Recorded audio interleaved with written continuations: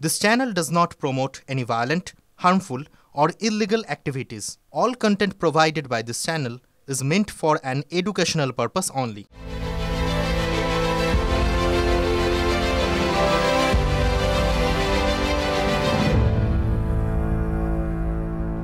নমস্কার, টিভি9 বাংলায় আপনাদের আরও একবার স্বাগত জানাই। আর রাত ৮টা মানেই হাজির ঠোঁটকাটা, আর ঠোঁটকাটার সঙ্গে হাজির সেই সমস্ত বিষয়ে আরও একবার গভীরে গিয়ে দেখব, আরও একবার সেই সমস্ত প্রশ্ন রাখব যা আপনাদের আমি প্রতিনিধিত্ব করব।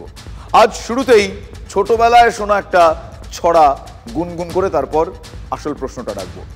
পাখি সব করে রব রাত্রি পোহাইল, না পাখিটার বলছি না, সময় লাগবে। রাত পোহালে রাজনীতির কাঠগড়ায় পুলিশ। এই তো দেখুন না, প্রমোটার পেটানোর যে অভিযোগ, সেই অভিযোগের ভিত্তিতে ৬০ দিনে বিধাননগরের সেই অভিযুক্ত কাউন্সিলর তার নাগাল পুলিশ পায়নি। আমরা বারবার সে প্রশ্ন তুলে গেছি যে এতদিন হয়ে যাচ্ছে, পুলিশ জানতেই পারছে না যে সেই প্রমোটার কোথায়, কিন্তু কেন? এক্ষেত্রে ওই বলে না, এ চলে ডালে ডালে তো ও চলে পাতায় পাতায়। প্রমোটারের বক্তব্য আমরা বারবার শুনেছি, তিনি প্রত্যেকটা মুহূর্তে বলছেন যে যতক্ষণ না ওই কাউন্সিলরের খোঁজ পাচ্ছেন, যতক্ষণ না কোনো ব্যবস্থা হচ্ছে, ততক্ষণ তিনি তার পরিবারের লোকজন আতঙ্কে আছেন। তার কারণ তিনি আক্রান্ত। ওই এ চলে ডালে ডালে ও চলে পাতায় পাতায় কেস। আজকের কথা আপনারা জানলেন, আজকে দেখলেন রোজ রোজ নানা অভিযোগ পুলিশের বিরুদ্ধে ওঠে, যে কারণে এতদিন ধরে পুলিশ কেন তার খোঁজ পাচ্ছিলেন না সে প্রশ্ন উঠেছে। তবে এখানে শেষ নয়, হাত বাড়ালেই বন্ধু পুলিশ, টিয়া পাখির বন্ধু। পাখিরা খেলাঘর বাঁধতে লেগেছে থানায়। একটু হেয়ালি করে বললাম শুরুটা বলে, এরপর সব সরাসরি চোখা চোখাভাবেই বললাম। বিশ্বাস যদি আপনাদের না হয়, আগে ছবিটা দেখুন, তারপর বাকিটা আমি লুসিড ফর্মে বলবো। আগে দেখুন ছবিটা। থানার সামনে দাঁড়িয়ে ধূপগুড়ি থানার আইসি অনিন্দ্য ভট্টাচার্য, মগডালে তার চোখ, সেখানে যেন নিজের খেয়ালে মত্ত টিয়ারা। ধূপগুড়ি থানা চত্বরে তাদের নিরাপদ নীড়। আসলে পুলিশকে তো অনেক রকম কথাই আমরা বলি, তাই অনেক সময় অনেক রকম ছবি দেখতে পাওয়া যায়, যে ছবিগুলো দেখাতে ইচ্ছা করে। অনেক অভিযোগ, অনেক রাগ রয়েছে, অভিমানও তো রয়েছে। টিয়া পাখির বন্ধু এখানে পুলিশ। তবে একদিনে পাখি পুলিশের এই সখ্য কিন্তু গড়ে ওঠেনি। টিয়া পাখি সংরক্ষণ করতেই এই অভিনব উদ্যোগ নিয়েছে। হ্যাঁ, বিলকুল অভিনব উদ্যোগ নিয়েছে ধূপগুড়ি থানা। দেখুন, বার্তা দিচ্ছে ধূপগুড়ি প্রশাসন থানা। তবে এখন টিয়া পাখি তো সচরাচর দেখা যায় না। এবার ধূপগুড়ি থানার উদ্যোগে যেহেতু টিয়া পাখি ওখানে সংরক্ষণ এবং প্রজনন হচ্ছে, ওখানে এটা ভালো উদ্যোগ। আর এটা এর আগে যে আইসি ছিল সুজয় ডুঙ্গা স্যার, উনি এদের প্রচুর যত্ন করেছেন এবং বিভিন্ন গাছগুলোতে, থানার যত গাছগুলো আছে সবগুলোতে ছোটো ছোটো হাঁড়ি, তার মধ্যে পাখি ঢুকে ওখানে বাসা বাঁধে। আমরা পরিবেশপ্রেমী হিসাবে এই জিনিসটাকে আমরা একেবারে সাধুবাদ জানাই, যে পাখি সংরক্ষণ করার জন্য এই যে গাছের মধ্যে বিভিন্ন কলসি বেঁধে জল খাওয়ার ব্যবস্থা, পাখিকে সংরক্ষণ করার ব্যবস্থা, সেখানে কিন্তু অনেক টিয়া পাখি এখন বাচ্চা দিচ্ছেন, ডিম দিচ্ছেন এবং তারা সংরক্ষণে আছেন, তাদের কোনো ডিস্টার্বেন্স হচ্ছে না। শুরুতে কিছুটা হেয়ালি করলাম ঠিকই, তবে খুব বেশিক্ষণ হেয়ালি করব না। পাখি পুলিশ বন্ধু ছবিটা আপনাদের দেখালাম, নিঃসন্দেহে ভালো উদ্যোগ, একমত হবেন আপনারা। কিন্তু প্রশ্ন আরও আছে, পুলিশকে নিয়ে প্রশ্ন রয়েছে। আরও একটা ছড়া মনে করি, ঈশ্বর গুপ্তের লেখা, এত ভঙ্গ বঙ্গ দেশ তবু রঙ্গে ভরা, আর রাজনীতির রঙ্গে। আসলে একটু দেখি কি কি হচ্ছে। রোজ রোজ সেখানে কাঠগড়ায় পুলিশ। গোয়ালপুকুরে 2 পুলিশ কর্মীকে গুলি করে চম্পট দিয়েছিল বিচারাধীন বন্দী। আর তারপর এনকাউন্টারে খেল খতম। সেদিন অ্যাকশন মোডে পুলিশ। তাহলে পাস মার্ক পুলিশ পেয়েছে। আর সে গোয়ালপুকুর, মালদা, যেখানে আমরা তাকাই না কেন, মালদার কথা যদি বলি, দুলাল সরকার খুনের ঘটনায় একের পর এক ঘটনা হয়েছে। গ্রেফতারের ঘটনা আমরা জানতে পেরেছি, গ্রেফতার করা হয়েছে, সেই দৃশ্য আমাদের এখনো টাটকা স্মৃতিতে রয়েছে। ক্যানিং থেকে কার্তুজ কাণ্ডের পরেও পুলিশের বড় পর্দাফাঁস। সব কিছু মিলিয়েই এই প্রশ্নগুলো রাখতে হচ্ছে, এই প্রশ্নগুলো রাখছি। একটু ডিটেলে আপনাদের দেখাবো প্রতিবেদন মারফত। হাত বাড়ালেই কার্তুজ। ক্যানিংয়ের জীবনতলায় এসটিএফ অভিযানে উদ্ধার বিপুল পরিমাণ কার্তুজ। গ্রেফতার 4। ধৃতদের মধ্যে গ্রেফতার কলকাতার বন্দুকের দোকানের কর্মী জয়ন্ত দত্ত। বিবাদীবাগের লাইসেন্সপ্রাপ্ত এই যে অস্ত্র বিপণী রয়েছে, এখানকার কর্মী জয়ন্ত দত্তর হাত ধরেই বেআইনি অস্ত্র কারবারিদের কাছে বিভিন্ন সময় পৌঁছে যেত কার্তুজ। কিন্তু কিভাবে চলতো কারবার? এসটিএফ এর সন্দেহ অবৈধ কারবার চলতো বৈধ কার্তুজের কোটাতেই। সে এই কোটাকে ব্যবহার করেই কোনো ধর অস্ত্র ব্যবহার করে যদি 10 থেকে 20টি কার্তুজ কিনতে যায়, তাকে কাগজে কলমে 10 থেকে 20টি কার্তুজ বিক্রির বিল দিলেও আদতে সেই সংখ্যাটা সে বাড়িয়ে নিত, অর্থাৎ তাদের যে স্টক, সেই স্টক থেকে আরও সংখ্যা বা আরও কয়েক গুণ বেশি কার্তুজ সে স্টক থেকে বের করে নিত। গুণমানে ভালো বৈধ কার্তুজ, আর সেই বৈধ কার্তুজেই চলতো অবৈধ কারবার মোটা টাকার বিনিময়ে। বেঙ্গল এসটিএফ সূত্রে খবর যে ডিলারদের থেকে এই .32 বোরের যে পিস্তল, তার এক একটি কার্তুজের দর, বৈধ দর 100 কোটি টাকা। কিন্তু খোলা বাজারে দুষ্কৃতীরা যখন একাধিক হাত ঘুরে সেই কার্তুজ কিনছে, তাদেরকে দিতে হচ্ছে 500 থেকে 600 টাকা পর্যন্ত প্রত্যেক কার্তুজ পিছু। শেষ রক্ষা হয়নি। কার্তুজের হাত বদলের সময় হাতে নাতে ধরা পড়ে জয়ন্ত সহ 4 অস্ত্র কারবারি। এসটিএফ এর অভিযান হয় সেখানে, জীবনতলা থেকে 4 জনকে গ্রেফতার করা হয় এবং তাদেরকে জেরা করার পর বেশ কিছু গুরুত্বপূর্ণ বিষয় সামনে চলে আসে। সরকারি অর্ডিন্যান্স ফ্যাক্টরিতে তৈরি বুলেট আর সেই বৈধ কার্তুজের চোরা কারবার। হ্যাঁ, বৈধ কার্তুজ অবৈধ কাজে ব্যবহৃত, অবৈধভাবে ব্যবহৃত কার্তুজ কাণ্ডে বসিরহাট থেকে আরও একজনকে এসটিএফ গ্রেফতার করেছে। এটা একটা বড় চক্র কাজ করছে বলে জানতে পারা গিয়েছে। আর এই বড় পর্দাফাঁসের পথে এসটিএফ তারা বের করবেন যে কিভাবে, কোথায় কোথায়, কোন কোন মাথা কিভাবে কানেক্টেড ছিল। আর রাজনীতির স্কোর শিটে যদি বলি, তাহলে পুলিশ সেক্ষেত্রে কত নম্বর পেল? বাজারে তো পুলিশের উচ্চতম কর্তারা বসে, ঊর্ধ্বতন কর্তারা বসে, তারপরেও তাদের পাশে অর্থাৎ তাদের নাকের ডগায় যদি এইভাবে অবৈধ অস্ত্র, বেআইনি অস্ত্রের কারবার চলে, তাহলে প্রথম প্রশ্নটা যেটা ওঠে, আমাদের পশ্চিমবঙ্গের পুলিশ এবং তার পুলিশ মন্ত্রী কতটা অপদার্থ। এই অবৈধ অস্ত্র, অবৈধ কার্তুজ দুষ্কৃতীদের জন্য পাচার করছে। এটা কে ধরেছে? পুলিশ ধরেছে। কে ধরেছে? গোয়েন্দারা জানতে পেরেছেন। অ্যাকশন কে নিয়েছে? পুলিশ। তল্লাশি কে করেছে? পুলিশ। অ্যারেস্ট কে করেছে? পুলিশ। বজবজে গুলি বন্দুক বোমার লড়াই হচ্ছে তৃণমূলের 2 গোষ্ঠী, আর জীবনতলাতে রাউন্ডের পর রাউন্ড গুলি বন্দুক উদ্ধার হচ্ছে, কার্তুজ উদ্ধার হচ্ছে। এ কি গুলি বন্দুকের একটা সংগ্রহালয় তৈরি হলো নাকি? রাইটার্সের পাশে আরডিএক্স বোঝাই রশিদ খানের বাড়িটা ব্লাস্ট হয়েছিল কেন? কেন পুলিশ কমিশনার তখন গিয়ে তার আগাম ধরেননি? কেন ধরেনি? লালবাজারের পাশে ছিল। কলকাতা যেখানে বিভিন্ন দেশ বিরোধী কার্যকলাপ চলে, তৃণমূলের তোলাবাজি চলে, তৃণমূলের গোষ্ঠী সংঘর্ষ চলে, তো স্বাভাবিকভাবেই সেখানে তো বিরোধীদেরকে রাখতেই দেওয়া হয়নি বা থাকতে দেওয়া হয়নি। স্বাভাবিকভাবে পশ্চিমবঙ্গকে একটি ওপেন অস্ত্রাগারের শপিং মলে পরিণত করেছে তৃণমূল। সেই কার্তুজ ট্র্যাক করে শেষ পর্যন্ত তদন্ত করতে করতে করতে একেবারে এই বৈধ অস্ত্র ব্যবসায়ীদের পাওয়া গেছে এবং সেখানে পুলিশ অ্যাকশন নিয়েছে, অ্যারেস্ট করেছে এবং পুলিশ অত্যন্ত ভালো কাজ করেছে। এসটিএফ কি ঘুমোচ্ছিল এতদিন? আমাদের সকলের প্রিয় বিধায়ক তথা অধ্যক্ষ আমি মনে করি যে এটা পুলিশের ব্যর্থতা, যে তারা এই যে আমাদের এত আগ্নেয়াস্ত্র ঢুকে গেল কি করে, এটা তাদের দেখা উচিত। কোন রাজ্য থেকে আসছে, কিভাবে আছে, এটা তদন্ত করে দেখা অনেক আগে উচিত ছিল। Police pass, police fail. শুধু কি বিবাদীবাগের লাইসেন্সপ্রাপ্ত বন্দুকের ডিলারের কর্মী মাথা, নাকি নেপথ্যে অন্য কেউ রয়েছে? আর সেখানেই আরও এক শাসক যোগ দেখা গিয়েছে। রাজনীতি দেখেনি, তাদের পরিচয় দেখিয়েছে। এদেরকে গ্রেফতার করেছে, এদের মধ্যে খোঁজ নিয়ে দেখুন ইতিপূর্বে কজন গ্রেফতার হয়েছে, আর যারা গ্রেফতার হয়েছিল সেই সময় কোন বিধায়ক দায়িত্ব নিয়ে জামিন করিয়েছে দেখলে বোঝা যাবে। মমতা ব্যানার্জি মহাশয় অনেক আগে বলেছিল তুই তো বোম্বা দিস, সার্টিফিকেট দিয়েছিল। আবার সেই জীবনতলা থেকে শওকত বাবুর খুব ঘনিষ্ঠ মানুষের কাছ থেকে অস্ত্র উদ্ধার হচ্ছে। মানে এর মহামারী রোগ হয়েছে। যে 4 জনকে অ্যারেস্ট করেছে পুলিশ, তার 3 জন হচ্ছে উত্তর 24 পরগনা, আর একজন যেটা আছে এ হচ্ছে প্রথম দিন থেকে সিপিএম করে, আমাদের সঙ্গে কোনো রিলেশন নেই। আমাদের এত অসুবিধা হয়নি যে এখানে সমাজ বিরোধীদেরকে সহযোগিতা করতে হবে, তাদের সহযোগিতা নিতে হবে। এই সমস্ত অবৈধ অস্ত্রশস্ত্র নিয়ে পঞ্চায়েত নির্বাচনেই তো আমাদের উপরে হামলা চালিয়েছিল এরা। পাপ বাপকে ছাড়ে না। আজকে পাপ করেছিল, আজকে স্টেপকে ধন্যবাদ জানাবো। শুধু ধন্যবাদ জানাবো, আরও আগামীতেও আরও, যে এর মূল মাথা কারা। এই ধরনের কথা বলে বাজার গরম করে খুব বেশি লাভ হবে না নওশাদ সিদ্দিকীর। আমাদের চর্চা না করে, সমালোচনা না করে একটু নিজের জায়গাটা একটু মন দিতে বলুন, তাতে কাজ। তৃণমূল তো করছে, এই অবৈধ অস্ত্রের ব্যবসা তৃণমূলের দ্বারাই গোটা রাজ্য জুড়ে পরিচালিত হচ্ছে।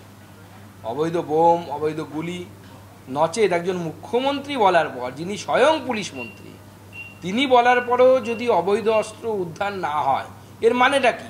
আর্মসের আমদানি হচ্ছে, কোথায় গেল আপনাদের মোবাইল চেকআপ, কোথায় গেল নাকা চেকিং?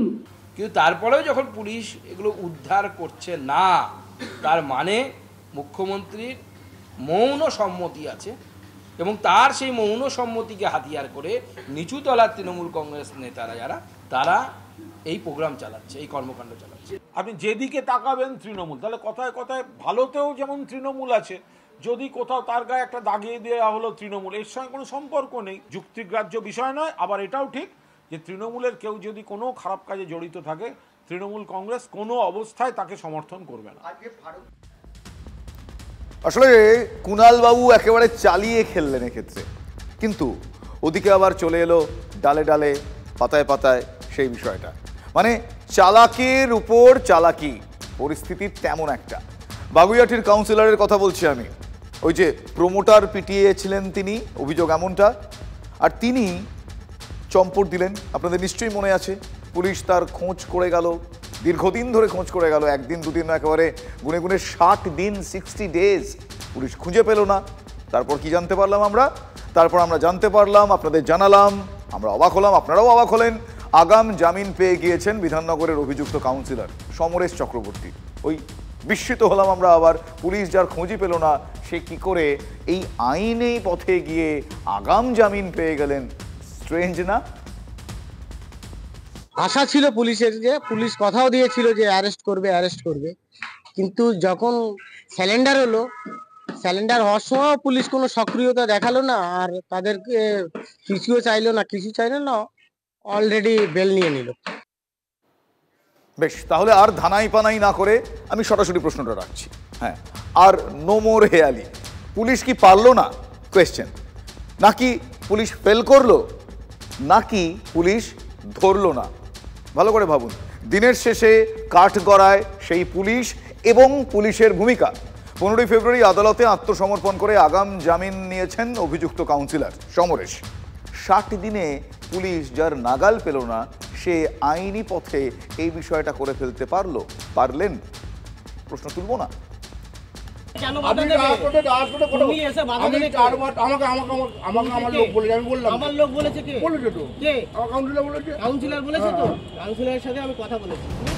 এখানে যত প্রমোটিং হচ্ছে, যা হচ্ছে, সব থ্রেট দিয়ে 9 নম্বরের ওয়ার্ডের কাউন্সিলর মানে ডিমান্ড করে টাকা নিচ্ছে, এই নিচ্ছে, স্কয়ার ফিট, অমুক তমুক। স্কোয়ার ফিট ধরে ধরে টাকা, আর সেই তোলা চাওয়ার অভিযোগ কার দিকে? বিধাননগরের 9 নম্বর ওয়ার্ডের কাউন্সিলর সমরেশ চক্রবর্তীর দিকে। সমরেশ চক্রবর্তী 9 নম্বর ওয়ার্ডের কাউন্সিলর, দীর্ঘদিন ধরে আমাকে 50 লক্ষ টাকা দাবি করে যাচ্ছে। 30 লক্ষ টাকা নিয়েছে, তার আগে 20 লক্ষ টাকা নিয়েছে, বাকিটা দিতে দেরি হচ্ছে বলে আজকে ওর গুন্ডা বাহিনী রিভলভার, পিস্তল নিয়ে আজকে আমাকে এখানে বসে মারলো, আমার মেরে মাথা ফাতা ফাটিয়ে দিয়েছে। 15ই ডিসেম্বর সেদিন থানায় অভিযোগ দায়ের হলো। 17 তারিখ বাড়িতে গিয়ে নোটিশও মেরে এলো পুলিশ। কিন্তু কোথায় সমরেশ চক্রবর্তী? কাউন্সিলরের নাগালই পাচ্ছে না পুলিশ। পুলিশ অত্যন্ত তৎপর হয়ে খুঁজছে, কিন্তু ও আরো তৎপরতার সঙ্গে পালিয়ে বেড়াচ্ছে। পুলিশ অত্যন্ত তৎপর হয়ে খুঁজছে, কিন্তু ও আরো তৎপরতার সঙ্গে পালিয়ে বেড়াচ্ছে। বেপাত্তা কাউন্সিলর, উল্টে পুলিশকেই টেক্কা নাকি অন্য কিছু? প্রশ্নটা সেদিনও উঠেছিল। চুপি চুপি আগাম জামিন হয়ে যাবে না তো? আগাম জামিন হয়ে যাবে না তো? পুলিশ প্রশাসন বিষয়টা দেখছে। দেখুন, এটা এই গোটা বিষয়টা হচ্ছে যে একটা সিস্টেম, পুলিশ নিশ্চিতভাবে তাকে ধরার চেষ্টা করছে। আশঙ্কাই সত্যি হলো। আত্মসমর্পণ করেই বারাসত আদালত থেকে জামিন কাউন্সিলরের। প্রমোটার পেটানোর 60 দিন পর যে তিনজন ধরা পড়েছিল তাদের 14 তারিখে বেল হয়ে গেল, আর 15 তারিখে এরা স্যালেন্ডার হয়ে বেল নিল। কত পুলিশ সক্রিয় সেটা বুঝতে হবে। 60 দিনে অভিযুক্ত কাউন্সিলরের নাগালই পেল না পুলিশ, আর চুপি চুপি জামিন অভিযুক্ত সমরেশ চক্রবর্তীর। কোর্ট বলবে, পুলিশ বলবে, এটা আমরা কি বলবো? এটা তো হওয়ারই কথা ছিল। আমার কিছু বলার নেই, আদালতের ব্যাপারটা হয়েছে, আইনের ব্যাপার, এবং এ নিয়ে আমার কোনো মন্তব্য নেই। কথায় বলে আইনের হাত বেশ লম্বা, অথচ পুলিশের সেই লম্বা হাতের নাগালে কাউন্সিলর এলেন না, নাকি আনতে পারলেন না, নাকি আনা হলো না? আবারও পরপর সে প্রশ্নগুলো রাখলাম আপনাদের হয়ে। পুলিশ তার বাড়িতে সামনে গিয়েছিল, শুধু বাড়িতে গেলে হয় না, পুলিশের ধরার তো সদিচ্ছাটাকে থাকা চাই। উপর মহল থেকে চাপ থাকে, বড় প্রভাবশালীর কোনো চাপ আছে, তাই ধরা পড়েনি। এই মুহূর্তে আমরা দাঁড়িয়ে রয়েছি সেই 9 নম্বর ওয়ার্ডের কাউন্সিলর সমরেশ চক্রবর্তীর বাড়ির সামনে। ঠিক 15ই ডিসেম্বর মারধরের ঘটনার পর বাগুইআটি থানার পক্ষ থেকে 17 তারিখ ঠিক এইভাবে সমরেশ চক্রবর্তীকে তদন্তের স্বার্থে বাগুইআটি থানায় ডাকা হচ্ছে। দীর্ঘ 60 দিন পরে অভিযুক্ত অধরা বাগুইআটি থানার তদন্তকারী আধিকারিকেরা একাধিক জায়গায় গেছেন, রাজ্য এবং ভিন রাজ্যে, সমরেশ চক্রবর্তীর খোঁজে। একত্রে বড় বড় আসামিকে ধরা পড়ছে, অথচ ও বাড়িতেই লুকিয়ে রয়েছে, ওকে ধরতে পারল না পুলিশ। যারা 3 জন অ্যারেস্ট হলো, সেই 3 জন 14 তারিখে বেল নিল, 14ই ফেব্রুয়ারি, আর 15ই ফেব্রুয়ারি ও বেল নিয়ে নিল। তাহলে ও হঠাৎ কোথা থেকে চলে আসলো, এটা বুঝতে হবে। তাহলে এখনো কিন্তু তালা দেওয়া আছে, এইভাবে লক অ্যান্ড কি করা আছে। কোথায় সমরেশ চক্রবর্তী? সমরেশবাবু আপনি আছেন? সমরেশবাবু আপনি বাড়ি আছেন? না, কোনো রকম সাড়া মিলছে না। পুলিশ মানে সদিচ্ছাটুকুই দেখায়নি ওকে ধরার, মানে প্রভাবশালীর হাত মাথায় রয়েছে বলেই পুলিশ ধরেনি, আর নয় পুলিশকে কোনো জায়গায় ট্রান্সফার হয়ে যেতে হবে। কি করবে পুলিশ? 60 দিনের এই লুকোচুরি, তারপর চুপচাপ জামিন, বা চুপি চুপি জামিনও বলতে পারি। কেন কাউন্সিলরের নাগাল পেল না পুলিশ? কাউন্সিলরের পিছনে বা মাথায় বা কাঁধে কোনো প্রভাবশালী হাত রয়েছে কি? হ্যাঁ, প্রশ্নটা উঠেছে, ইনফ্যাক্ট প্রশ্নটা উঠেছে।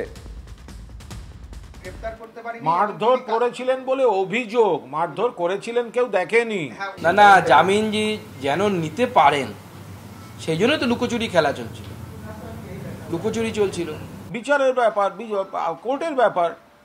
কোর্টে যদি কেউ গেছে, কোর্টে গিয়ে কোর্ট বেল দিয়েছে, তার মানে উল্টো দিক যারা ছিলেন তারা তো কেউ মানে দেখাতেও পারেনি যে তিনি মেরেছেন। এবং ওই গান চলছিল, কে প্রথম ভালোবেসেছি, পুলিশ আগে বলবে তুমি না আমি, এই চলছিল। পুলিশ ওকে ধরবে না উনি পুলিশকে ধরবেন, মানে জামিনটা নেবেন, সেটাই চলছিল। অ্যাকচুয়ালি সেই কাউন্সিলর যে মেরেছেন সেটাই এখনো বিষয়টা এলো না, যেহেতু তার উপর রাগ আছে একটা বলে দেওয়া হলো। এবার বলবো মারমার কাটকাট কথা। পূর্বসূরির পথে হেঁটে সুকান্ত কি দিলীপ ঘোষ হয়ে উঠলেন? দিলীপ ঘোষ রাজ্য বিজেপির প্রাক্তন সভাপতি, তার দর্শনই কি ছিল? যে যে ভাষা বোঝে সেই ভাষাতেই কথা বলতে হয়। মনে পড়ছে আপনাদের? কেউ হাত ভাঙতে এলে পাল্টা ঠ্যাং ভেঙে দেওয়ার হুঁশিয়ারি দিয়েছিলেন তিনি। মাথা ঝুঁকিয়ে নয়, চোখে চোখ রেখে কথা বলেছিলেন তিনি, আপনাদের নিশ্চয়ই মনে আছে। আর তাতেই দল চাঙ্গা হবে এমন একটা থিওরিতে তিনি বিশ্বাস করতেন। প্রশ্ন হচ্ছে, এবার কি সেই থিওরিতে বর্তমান রাজ্য সভাপতি এগোতে চাইছেন? দলকে পেপ টক বলে না, সে পেপ টক দিতে তিনিও এবার মারমুখী। এটা বলতে পারি সুকান্ত সুলভ নয়। মানে শান্তিপুরি ভদ্রতা ছেড়ে শান্তিপুরে দাঁড়িয়ে দলের কর্মীদের তিনি বলে দিলেন মেরে এসে গল্প করবেন সভাপতির কাছে, মারার নিদান দিলেন। শুনুন। একদম ভয় পাবেন, जो डर गया सो मर गया। मार খেয়েছে বলো না দাদা আমাকে পিটিয়েছে, আমাদের পার্টির কার্যকর্তা দিন এটা হয়ে গেল। দাদা কেমন আছেন? ভালো। দাদা চিনতে বলেন আমি সেই, বলে কি ওই যে 18 সালে পঞ্চায়েতে আমরা পিটিয়ে, মানে আমি মার খেয়েছি, গর্বের বিষয়। সুকান্ত অবশ্য বলছেন এটা পাল্টা মার, মানে পাটকেলের কথা বলছেন। হয়তো কি করতে হবে কর্মীদের পাখি পড়ার মতো বুঝিয়েছেন। বলছেন মেরে এসে গল্প করবেন, মার খেলে মার দিয়ে এসে সভাপতির কাছে গল্প করবেন, এমনটাই নিদান দিচ্ছেন, পাখি পড়ানোর মতন পড়িয়ে দিচ্ছেন। গল্প করবেন সভাপতির কাছে, মেরে এসে সভাপতির কাছে গল্প করবেন, দাদা আমাকে মারতে এসেছিল, ধরে ফাটিয়ে দিয়েছি, আমি দেখে নেব, চিন্তা নেই। ঠিক আছে, আমরা কাউকে মারতে যাব না, কিন্তু কেউ মারতে এলে হারাবো না, কেউ মারতে এলে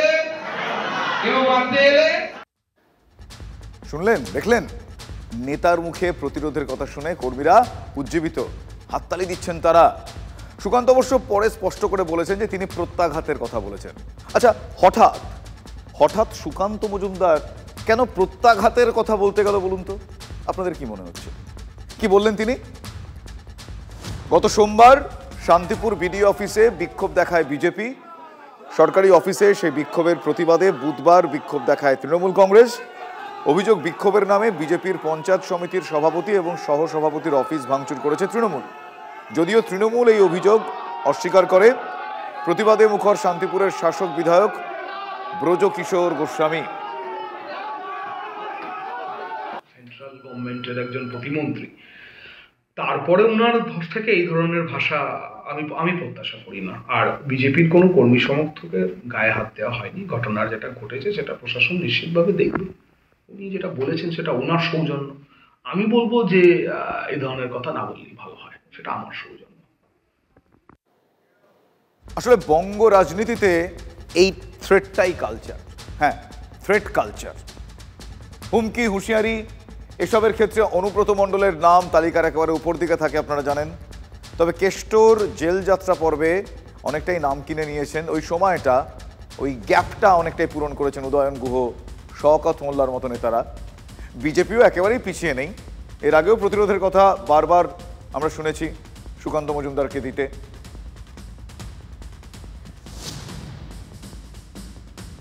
ভোট তো আমাদের তৃণমূল কংগ্রেসের সাথে লড়াই না, পুলিশের সাথে লড়াই। পুলিশ সরিয়ে দিলে 15 মিনিটও তৃণমূল কংগ্রেস বলে কোনো পার্টি থাকবে না। আমি পুলিশকে বলতে চাই, চিরকাল কাহারও সমান নাই যা। ছেলেকে ডাক্তার, ইঞ্জিনিয়ার যা বানানোর বানান, কিন্তু ভালো হিন্দু বানান তার সাথে, যে নিজের ধর্মের প্রতি সমর্পিত হবে। আর বাড়িতে একটা করে ধারালো অস্ত্র রাখুন। আসলে আমি কিছুক্ষণ আগে কালচার শব্দটা বলতে গিয়ে বললাম এই থ্রেটটাই কালচার। তখন আপনারা অনেকে রিলেট করলেন যে থ্রেট কালচার সাম্প্রতিককালে শোনা গিয়েছে, এবং থ্রেট কালচারের পরিণতি কি হয়েছে নতুন করে আর ব্যাখ্যার প্রয়োজনীয়তা নেই, ইচ্ছেও নেই আমার, আপনারা জানেন। ফলে এই থ্রেট কালচার আর থ্রেটটাই কালচার, এই দুটো শব্দবন্ধ পাশাপাশি রাখলে সাম্প্রতিক আমরা রাজনীতি বলতে যা বুঝতাম আর যা এখন বুঝি সেইটা নিয়ে খানিক সংশয়ের দিক, সংশয় বলবো না, প্রশ্ন জাগে যে রাজনীতি মানে কোনো রাজনৈতিক দল, কে কোন রাজনৈতিক দলের প্রতিনিধি হবেন, সমর্থক হবে, সেটা তো মানে নির্ণায়ক ভূমিকা পালন করবে কি? বেশিরভাগ মানুষ বলবেন আদর্শ, মানবিকতা। কিন্তু এখন উল্টে গেছে পরিস্থিতি, পাল্টে গেছে পরিস্থিতি। এখন ওই আদর্শ, মানসিকতা, মানবিকতার থেকে অনেক বেশি পাওয়ার, ক্ষমতা। পাওয়ার আগেও ছিল, কিন্তু এখন এই যে থ্রেট কালচার, একে অপরের গায়ে কাদা ছোড়াছড়ি, তাতে এরা এতটাই মত্ত যে কারণে বলতে হচ্ছে যে মার খেয়ে এসে আমাকে বলবেন না, মার দিয়ে আসুন, তাহলে ওই শোধ বোধ হবে। এ কারণেই এই প্রশ্নগুলো আরও একবার তুললাম যে এ কালচার সাম্প্রতিককালে খুব প্রো হয়ে গিয়েছে, ট্রেন্ডিং হয়ে গিয়েছে। আইসিকে রাস্তায় আটকাবো, লোক দিয়ে রাস্তায় বেরোলে ওর গাড়ি আটকাবো, বার করে কাপড় খুলবো। দিলীপ ঘোষকে চেনে না এখন। যারা গন্ডগোল করতে আসবে ব্যালট বক্সের সঙ্গে তাদেরকেও খালে ফেলবেন, আর সন্ধ্যাবেলা যদি পুলিশ আসে তাকে ভালো করে চুবিয়ে তারপরে ছাড়বে। বলে দেবেন ওদেরকে, দিলীপ ঘোষ যেখানে যায় সেখানে মূল শুদ্ধ উপড়ে ফেলে, নাহলে মেদিনীপুরে ফোন করে নিতে বলবেন। আমরাও জানি কাকে বাড়ি ছাড়া করতে হয়। আরে কেষ্ট কতদিন বাড়ি ছাড়া আছে? পার্থবাবু কতদিন আছে? তার চেয়ে বেশি দিন থাকবে। বউ বাচ্চার মুখ দেখতে পাবে না, মেয়ের বিয়েতে সম্প্রদান করতে পারবে না। আমি জানি না আপনারা কতটা আমার সঙ্গে একমত হবেন। এগুলো যতবার আমরা শুনেছি বা এতদিন ধরে তো শুনে আসছি, পেশাগত কারণে আপনাদের সহনাগরিক হয়ে এই যে হাততালি পড়ে না তাদের এই কথাগুলো বলার পর, আমার মনে হয় যত রকম লোভ আছে, এই হাততালি শোনার লোভ, হাততালি কুড়োনোর লোভ অনেক লোভের অন্যতম। সে কারণে বোধহয় তারা লোভ সামলাতে পারেন না বলে তারা এই সমস্ত বলে ফেলেন যেগুলো ঠিক শুনতে লাগে না। 1 বছর পর বিধানসভা নির্বাচন রয়েছে, 26-এর ভোট যুদ্ধের লড়াইয়ে এই ভাইবসগুলো, মৌখিক মহড়া তাহলে কি শুরু হয়ে গেল? এই প্রশ্নটা রাখলাম।